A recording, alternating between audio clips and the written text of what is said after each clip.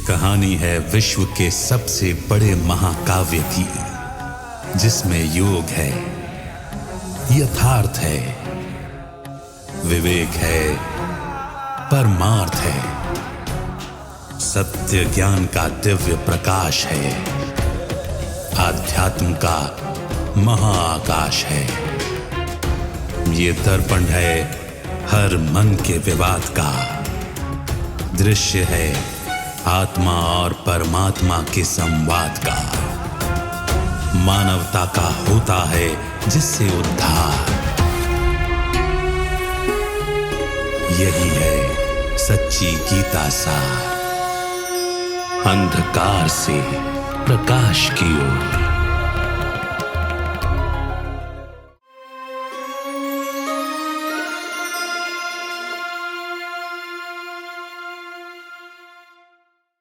नमस्कार। अंधकार से प्रकाश की ओर सच्ची गीता सार इस कार्यक्रम में आप सभी का स्वागत है। सत्य का अन्वेषण करना हम सबकी प्रवृत्ति रही है। सदियों से मनुष्य सत्य की खोज करता रहा है। ऐसे न जाने कितने ही तथ्य हमारे सामने लिखे हुए हैं, मगर उन सब चीजों को क्या हम सही तरीके से समझते हैं?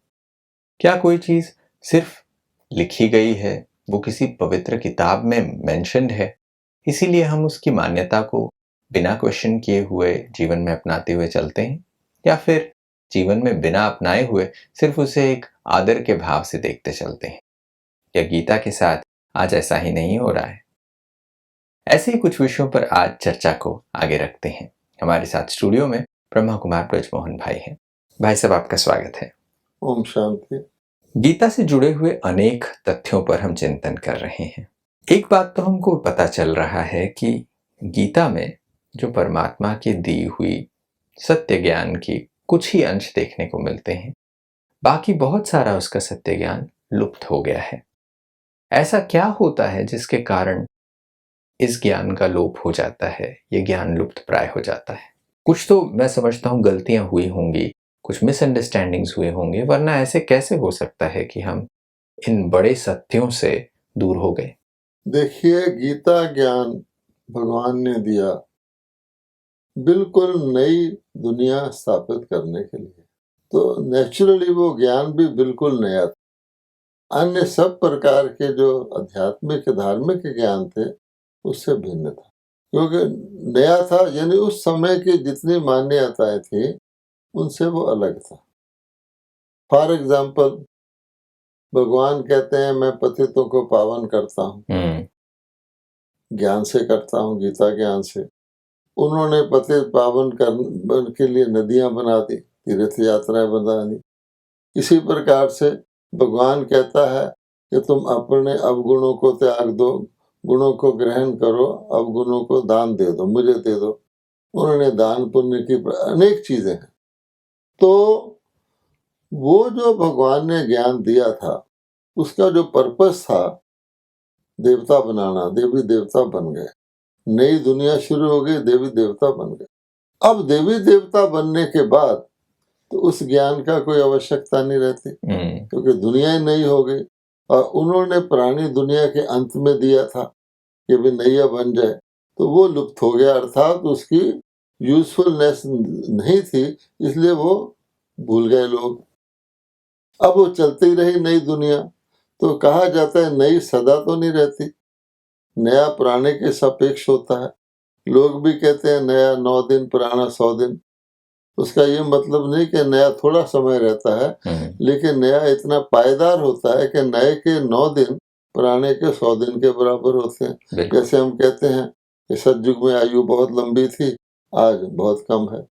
तो जब वो नया खत्म होता है, अर्थात उसका न्यूनेस खत्म हो जाती है, जरा सा पुराना शुरू होता है, उस वक्त सोच चलता है, क्योंकि पुराने की फिर पुरानापन उसके अंदर दिखाई देता है। एक नए को, जैसे एक व्यक्ति के अंदर पहला सफेद बाल उगता है तो क्या करता है, उसको उखाड़ के फेंक देता है। वो देखना नहीं चाहता कि मेरे शरीर पर एक सफेद बाल उग रहा है। इसी प्रकार से वो पसंद ही नहीं करता। धीरे धीरे फिर इतना हो जाता है कि वह एफर्ट छोड़ देता है कि अब तो कोई फायदा नहीं, लेकिन व्यक्ति चाहता है। इसी प्रकार से जब देवताओं के अंदर इस प्रकार की आती है तो उसको उखाड़ फेंकना चाहते हैं। उस वक्त उनको ख्याल आता है ये क्यों आया। उस वक्त जो भगवान ने गीता सुनाई थी, ये तो समझते हैं कि नई दुनिया भगवान ने रची होगी और तो कोई रच नहीं सकता। तो इसलिए वो फिर उस विचार से ये जो गीता बनती है पुस्तक के रूप में, वो बनाई जाती है कि भाई परमात्मा ने बनाई होगी और सफेद बाल उससे निकाले होंगे, खराबियां दूर की होंगी।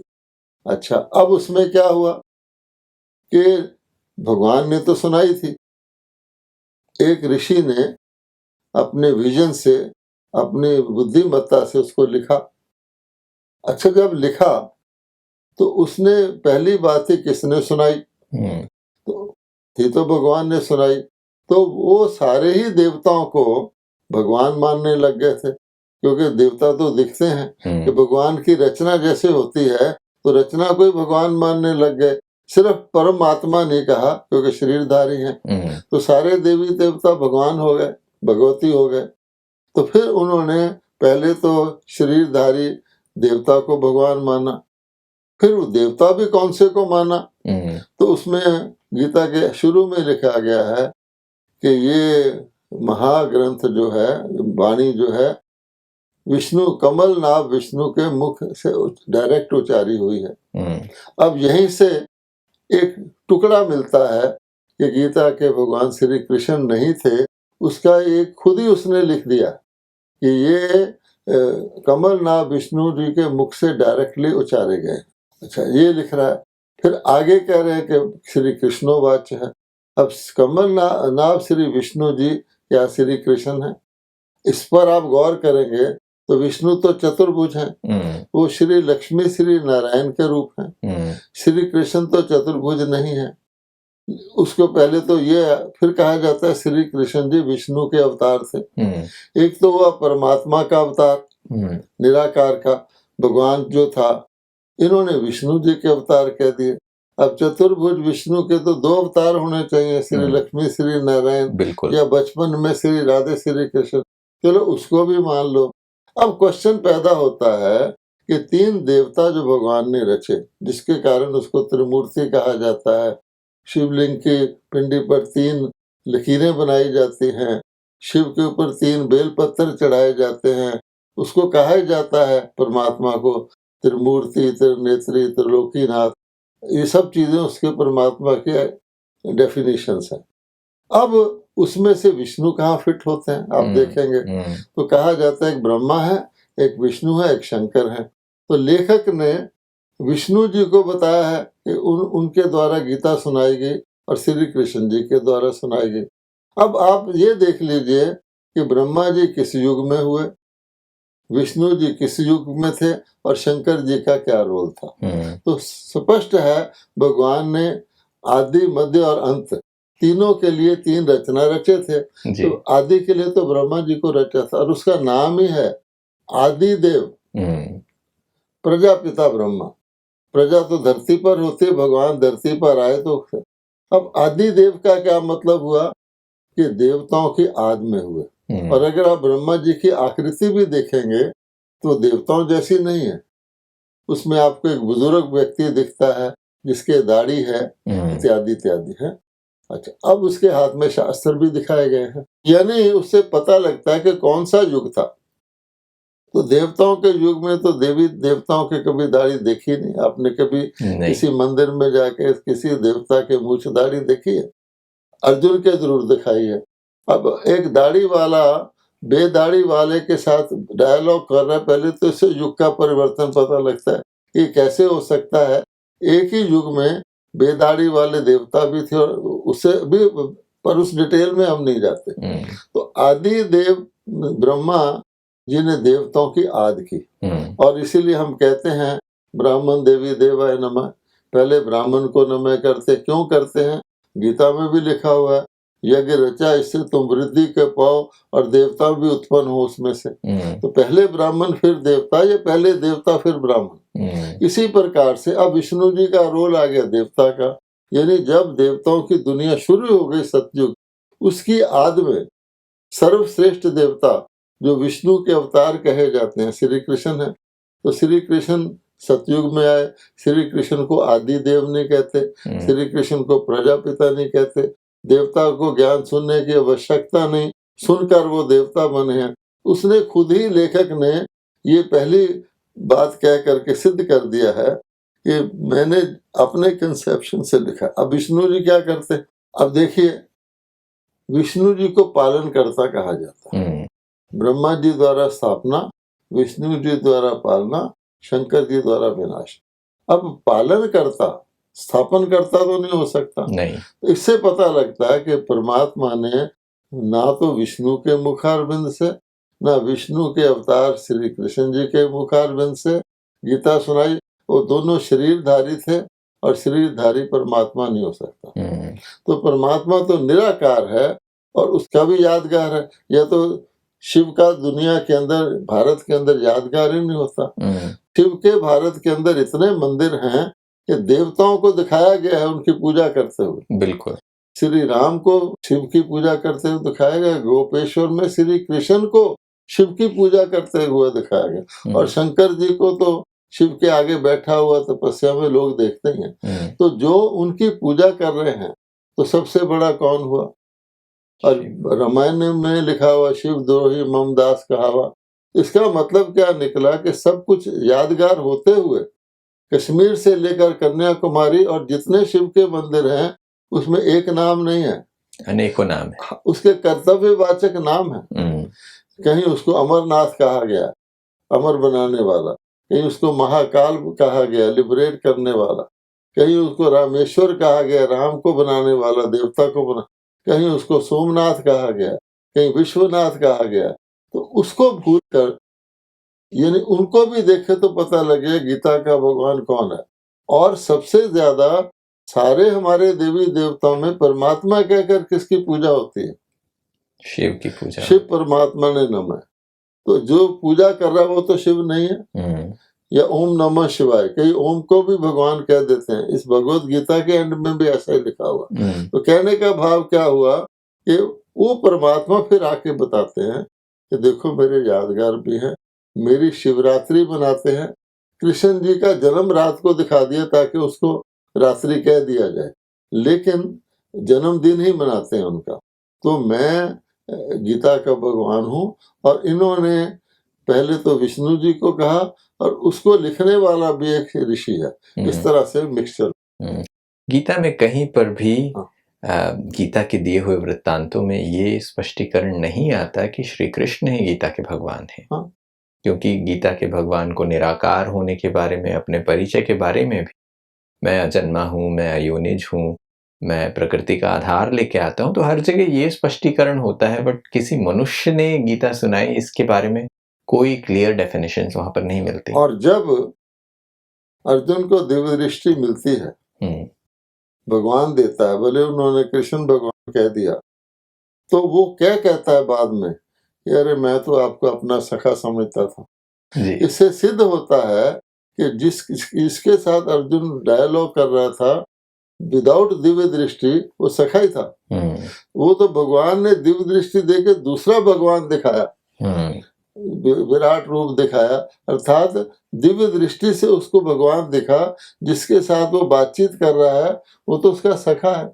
जैसे आप ये बात कह रहे थे कि दिव्य दृष्टि से देखने के बाद ये पता चलता है, श्री विष्णु को या श्री कृष्ण को भगवान क्यों नहीं कह सकते? क्यों हमें उन्हें गीता का भगवान नहीं कहा जा सकता? क्योंकि पहली बात यह है, किसी भी शरीरधारी को भगवान शब्द अब हम चेंज कर लें परमात्मा। जब हम कहते हैं गीता का भगवान कौन है, उसको दूसरे शब्दों में कहें परमात्मा कौन है, क्योंकि गीता भगवानोवाच है।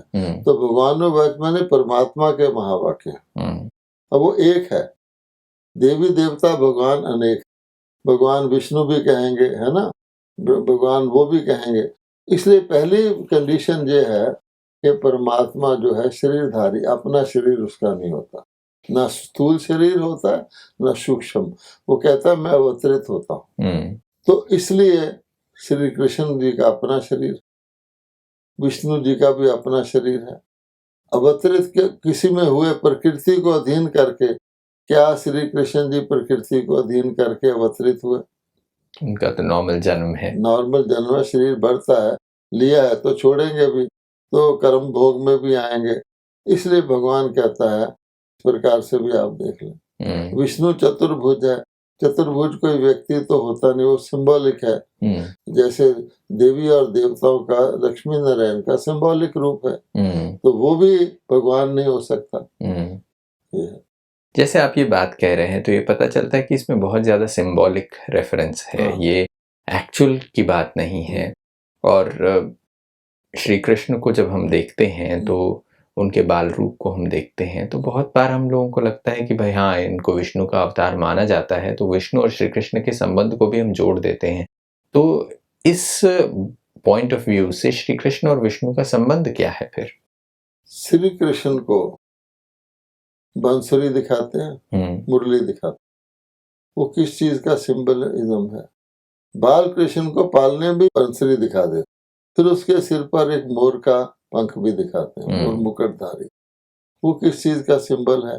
तो कहते हैं कि मोर ही एक ऐसा पक्षी है जिसकी रिक्रिएशन जो है वो दूसरे प्रोसेस, उसको पवित्र गिना जाता। तो वो क्योंकि सतयुग में रिक्रिएशन दूसरे प्रोसेस से होती है, पति तरीके उसका सिंबल है, लेकिन बच्चे के लगाया है तो सिंबल ही हुआ। जो उसके हाथ में मुरली दी गई है, बंसुरी दी गई, वो भी सिंबल ही है। भगवान ने गीता रूपी, जिसको कहते हैं मैजिकल फ्लूट या सॉन्ग डिवाइन, वो सुनाया, तो वो उसका सिंबल है। अब श्री कृष्ण बालक जो है, यही बड़ा होके बाल कृष्ण बनता है। फिर ये राजगद्दी पर जब उनका कॉरोनेशन होता है तो विश्व महाराजन के रूप में श्री नारायण बनता है। और इसका भी सबूत है कि हम भक्ति में गीत गाते हैं, श्री कृष्ण गोविंद हरे मुरारे, हे नाथ नारायण वासुदेव। तो श्री कृष्ण ही श्री नारायण है, श्री नारायण ही श्री कृष्ण है। आपको श्री कृष्ण के राज सिंहासन पर बैठे हुए चित्र नहीं मिलेंगे, उनके साथ तो श्री लक्ष्मी आ गई। तो विष्णु के वास्तविक अवतार तो श्री लक्ष्मी श्री नारायण है, क्योंकि चतुर्भुज है। लेकिन बाल बचपन में अलग अलग हैं, तो श्री कृष्ण को अलग दिखाया गया, प्रिंस दिखाया गया है, और उसको महाराजन दिखाया गया। तो ये जो श्री लक्ष्मी नारायण है, तो आपने पूछा संबंध क्या है, तो श्री कृष्ण ही सो श्री नारायण है। लेकिन वो क्या करते हैं कि श्री लक्ष्मी नारायण का कंबाइंड रूप आकाश में सूक्ष्म लोक में विष्णु को दिखाते हैं। जिस प्रकार से वो रावण को दिखाते हैं, 10 सिर वाला दिखाते हैं, तो कहते हैं कि 5 सिर नर के, 5 सिर, वो अपवित्रता का सिंबल है, वो पवित्रता का सिंबल है, इस तरह से। तो ये जो संकेत दिए गए हैं विष्णु और श्री कृष्ण के बीच में संबंध जो है, वो एक संकेत के रूप में जोड़ा गया है। और क्योंकि हम इस बात को बेहतर तरीके से नहीं समझ पाए, अननोइंगली हम भजन गाते भी हैं, मगर इसको सही नहीं समझने के कारण हम ये समझते आ गए कि विष्णु के मुख से गीता निकली और श्री कृष्ण ने भी वही गीता गाई। और इसीलिए भगवान के जो कर्तव्य थे, जब उन्होंने मान लिया कि विष्णु ने ही गीता सुनाई, दूसरे शब्दों में विष्णु भगवान के रूप हो गए, श्री कृष्ण से सुनाई उनके अवतार से, तो वो भी भगवान। तो फिर उन्होंने भगवान के कर्तव्यों को श्री कृष्ण के कर्तव्यों के साथ जोड़ दिया। अब ये अजीब तरह का मिक्सचर है, क्योंकि श्री कृष्ण जब श्री कृष्ण बनते हैं तो भगवान के सारे कर्तव्य पूरे हो जाते। ना तो देवताओं को गीता सुनने की आवश्यकता है, क्योंकि गीता सुनकर ही तो वो देवता बने। बिल्कुल। तो काम आदि देव के द्वारा भगवान ने किया।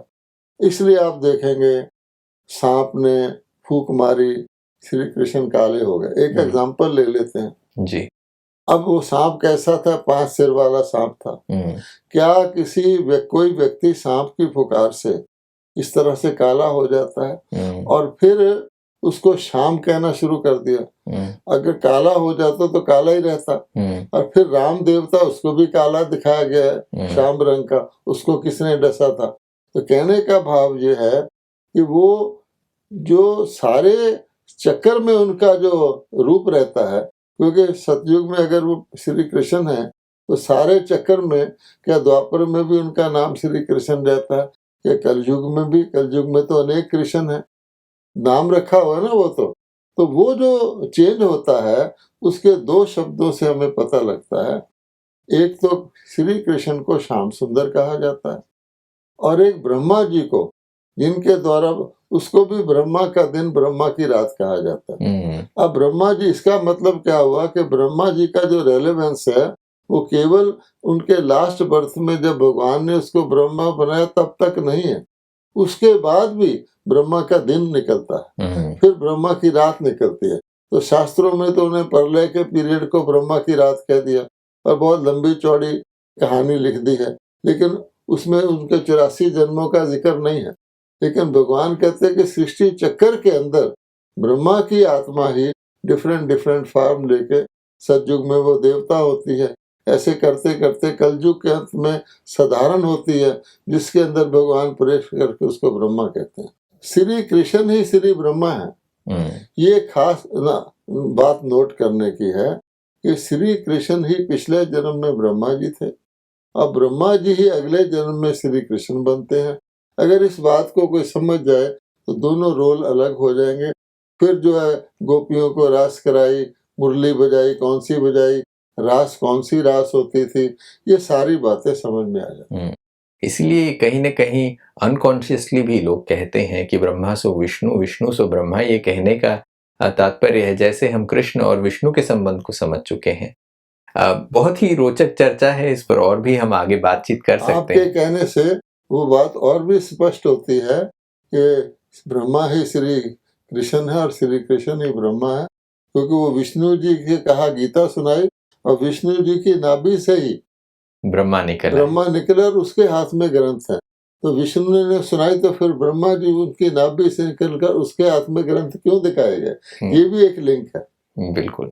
बहुत गहरे विषय हैं और इस पर और भी चिंतन करने की आवश्यकता है और आगे हम करते रहेंगे, मगर आज समय को देखते हुए यहीं विराम लेते हैं। आप समय निकाल कर आए, इसके लिए आपका बहुत बहुत धन्यवाद। नमस्कार। ओम शांति।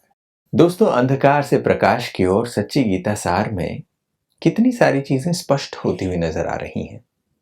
सत्य जितना आसान हमें लगना चाहिए था, जितना सरल उसको होना चाहिए था, हमारे मान्यताओं के आधार पर, हमारे रचनात्मकता के आधार पर हमने बहुत सारे सिंबॉलिज्म्स को रियल समझ लिया, जिसके कारण हम सत्य से और ही दूर होते चले गए। आज की कड़ी में कुछ रोचक विषयों पर चर्चा हुई है और मैं समझता हूं इसे ठीक तरीके से समझने के लिए थोड़ा समय लगेगा। आने वाली कड़ियों में कुछ ऐसी ही बातों पर बातचीत को जारी रखेंगे। तब तक के लिए नमस्कार।